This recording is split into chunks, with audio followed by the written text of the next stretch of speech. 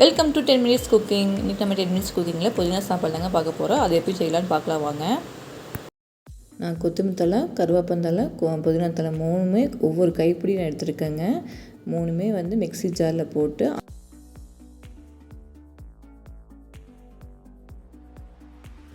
அரைக்கும்போது இது கூட பச்சை மிளகா நம்ம காற்றுக்கு தகுந்தாப்பில் போட்டுக்கலாங்க. பூண்டு, சின்ன வெங்காயம், இஞ்சி இதெல்லாம் மூணும் போட்டுக்கலாங்க. இது கூட சீரகம், மிளகு உள்ளே போட்டு அரைச்சி எடுத்துக்கலாங்க. எண்ணெய் 1 ஸ்பூன், கடுகு 1/4 ஸ்பூன், நெய் 1 ஸ்பூன், முந்திரி பருப்பு நம்ம ஆப்ஷனல் தான் போட்டுக்கலாம்.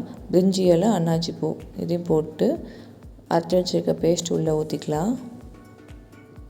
உப்பு போட்டு மூடி வச்சுடுங்க. எண்ணெய் பிரிஞ்சு வர வரைக்கும் மூடி வச்சுக்கலாம். இப்போ பாருங்கள் எப்படி எண்ணெய் பிரிஞ்சு வச்சுருக்குன்னு. இப்போ இது கூட தயிர் ஆட் பண்ணிக்கலாங்க.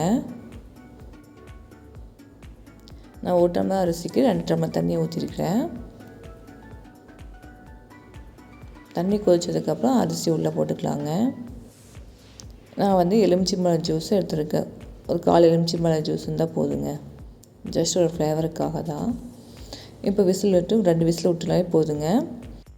நல்லா ஈஸியான ரெசிபிங்க. இது மாதிரி நீங்களும் செஞ்சு பாட்டு கமெண்ட்டில் சொல்லுங்கள்.